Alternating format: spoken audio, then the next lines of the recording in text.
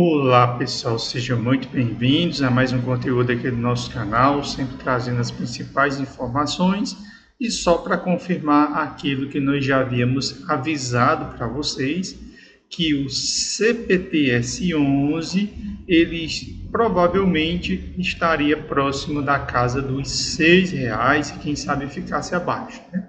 Então, quando ele estava a R$ 8, nós avisamos que ele estaria a 6. Quando ele estava a 7, nós avisamos que estaria a 6.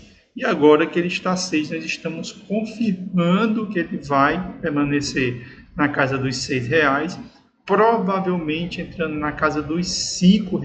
Por quê? Porque mesmo esse dividendo aqui de 14,52% nos últimos 12 meses, isso não está compensando o que está acontecendo com o CPTS-11. Por quê? CPTS-11 tem alguns problemas. Qual é o primeiro problema? Mudança de fundamento. A ideia dele é se tornar um hedge fund, ou seja, investir em fundos imobiliários, investir em ações, investir em CRI, investir em renda fixa, investir em imóveis. E como nós sabemos, o atual momento não é interessante, porque quando você se torna hedge fund, você não está livre para negociar outros ativos mais rentáveis. Por exemplo, ações que pagam dividend yield, como o Banco do Brasil, CEMIG, ou outras empresas, né? Você é obrigado a comprar ações do setor imobiliário. E as ações do setor imobiliário é uma das piores que nós temos. Ou seja, essa mudança de fundamento já fez muita gente vender o CPTS-11. Fora esse grupo, o que aconteceu? O CPTS-11 ele tem um problema crônico. Qual é? Ele se endividou via CDI, o que geralmente os fundos de papéis não fazem, eles se endividam via IPCA. Então, ele se endividou via CDI. Qual é o problema? Toda vez que a Selic sobe, o rendimento da carteira de CRI do CPTS se torna negativo. Como nós vamos ter Selic a 13 e Selic a 14, o rendimento da carteira do CPTS-11 ele vai pagar de dividendo aí para o seu cotista entre 4 centavos e 5 centavos no máximo. Por isso que a cota dele vai para a casa dos R$ 5 muito em breve. No atual momento, ele está com desconto de 28%, mas esse desconto vai aumentar. A liquidez dele subiu muito para 8,53 milhões e tem vários competidores ali, como VGHF11, MXRF11, VGIR11, que estão conseguindo pagar bem mais, né, e não cair tanto, né? Então, o CPTS, o que está acontecendo? A liquidez dele está muito alta porque muita gente está vendendo. Tanto que ele sofre uma desvalorização de 13,58%.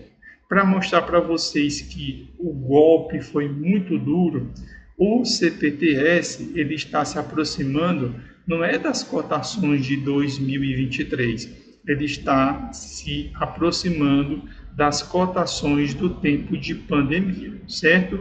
Então, se ele entrar na casa dos R$ 5, pela primeira vez o CPTS-11 vai ser negociado aos mesmos valores de pandemia, o que pode para muitos ser uma grande oportunidade ou pode ser para muitos um grande motivo de tristeza. Por quê?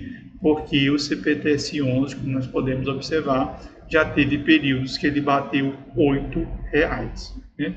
Então, no cenário de R$ 10, se torna muito difícil ele conseguir competir, certo? Ele está com a taxa de administração muito alta, né? Não é interessante fundo de papel acima de 1% a sua taxa de administração, até porque não é tijolo, ou seja, você não tem muita coisa para administrar.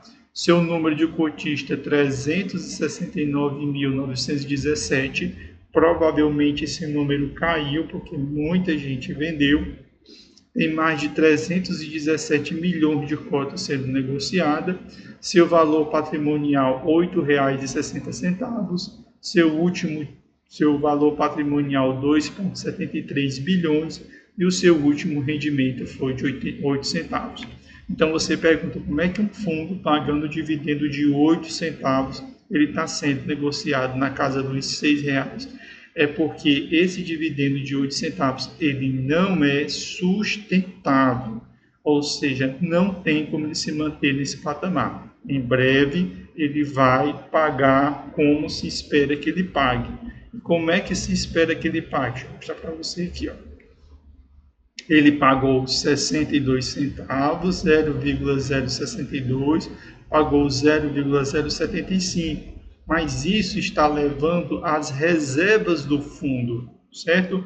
Então, provavelmente, nós vamos ter ele pagando 0,062 ou 0,05, principalmente com as duas próximas altas da Selic, que é a Selic 13 e Selic 14, certo?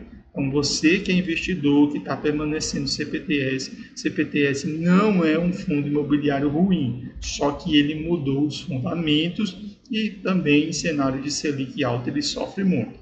A maior prova é, como vocês podem observar, ele vem acompanhando tranquilamente o IFIX, ou seja, para baixo, ele vem perdendo para o CDI, que é essa curva azul, e se nós colocarmos a inflação também aí agora ela consegue bater tanto o CPTS como ela consegue bater o IFIX, ou seja, um cenário bem complicado para o CPTS. CPTS que tem uma gestão ativa, ou seja, eles estão constantemente comprando e vendendo CRI, ou seja, girando a sua carteira de CRI, mas infelizmente não tem conseguido mais entregar o retorno.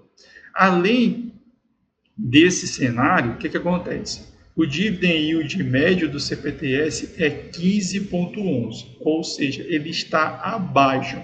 Então, enquanto o REC 11, outros fundos imobiliários estão pagando acima do dividend yield médio, né, ou seja, eles já conseguiram neutralizar a queda, o CPTS não, ele não chegou ainda nem ao dividend yield dele médio. Por isso que eu aguardo daqui até o final do ano, CPTS ali na casa dos R$ 5. Por quê?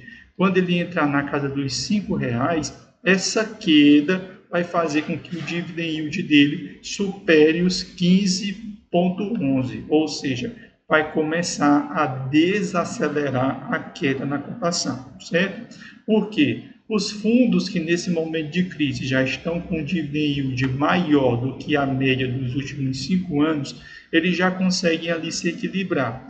Agora, aqueles que estão pagando dividend yield menor do que a média dos últimos 5 anos, provavelmente eles vão cair mais para passar pelo menos o dividend yield médio dos últimos 5 anos, certo? Então, para você aí que é investidor, para você que é cotista, se prepare porque ele vai entrar na casa dos R$ 6, né?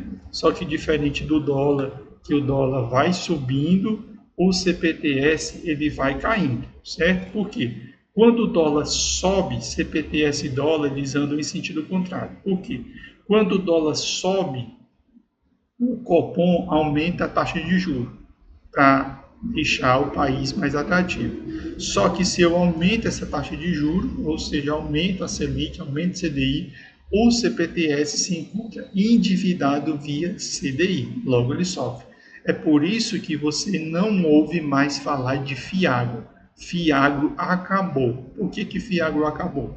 Porque Fiagro são fundos imobiliários de papel que tem na sua carteira o quê? CRA, crédito de recebíveis agrícolas. Qual é o problema dos créditos de recebíveis agrícolas? É que eles são indexados ao CDI, ou seja, eles não são indexados ao PCA.